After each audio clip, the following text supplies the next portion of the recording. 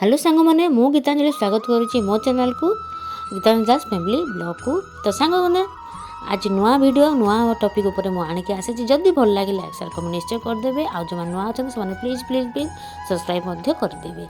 तो आज वीडियो टॉपिकटा जानतु। आज वीडियो टॉपिक हूँ स्वामी को क्यों पार्श्व स्त्री शोवा उचित माने पत्नी शोवा उचित। तो स्वामीर डाण पाखरे शोवा उचित ना बाम पाखरे शोवा उचित।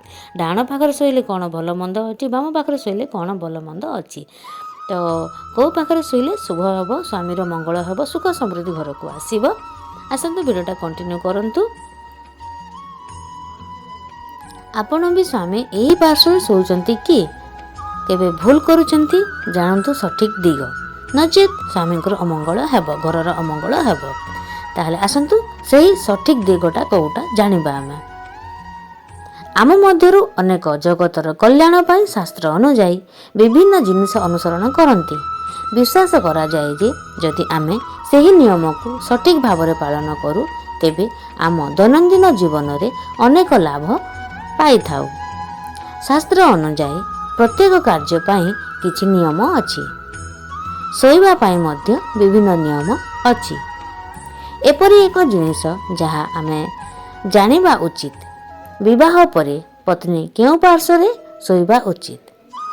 शास्त्र अनुजाई एक सुस्थ जीवन किंबा सुख एवं समृद्ध जीवन बिताइबा पाई एही नियम गुड़िक अत्यंत प्रभावशाली बोली विवेचना करा जाए। शास्त्र अनुजाई विवाह परे पत्नी सर्वदा स्वामी को बाम पार्श्व शोइबा उचित। पौराणिक कथा अनुजाई जेतेबेले भगवान शिव अर्धनारीश्वर रूप नहीं थिले सेतेबेले तांकर बाम अंग स्त्री तत्व अर्थात माता पार्वती प्रकट होइतिले। सेतिपाई हिंदू धर्म रे पत्नी को बामांगी बोली कहा जाए माने बामा अंगी बोली कहा जाए। बामांगी अर्थ बाम अंगर मालिक। पुरुषर बाम अंग नारीर अंश बोली विवेचना करा जाए। एही कारणरू कौनसी शुभ काम रे पत्नी स्वामी को बाम पार्श्व स्थान पाई थांती। यह आमे समस्त देखि थाउ। सेतिपाई मध्य पत्नी स्वामी को बाम पार्श्व शोइबा उचित। विश्वास करा जाए जे जेतेबेले जमराजा सत्यवान को हत्या करने को आसीथिले सेतेबेले से बाम पार्श्व आसीथिले एवं सावित्री तांको स्वामी को सुरक्षा देई जीवन रक्षा करिथिले। एभली परिस्थिति रे पत्नी को बाम पार्श्व शोइबा स्वामी को जमराजा ठारू रक्षा करिथाए एवं पत्नी तांको स्वामी को जे कोनोसी विपदर रक्षा करि पारंती। यह आमे पुराण रे मध्य उदाहरण पाई सारिछु। पत्नी कोनोसी परिस्थिति रे तांको बाहाण पार्श्व शोइबा उचित नुहे। जदि शोइबा समय रे पत्नी स्वामी को डाहाण पार्श्व थांती तेबे परिवार सुख एवं समृद्धता नष्ट होई थाई।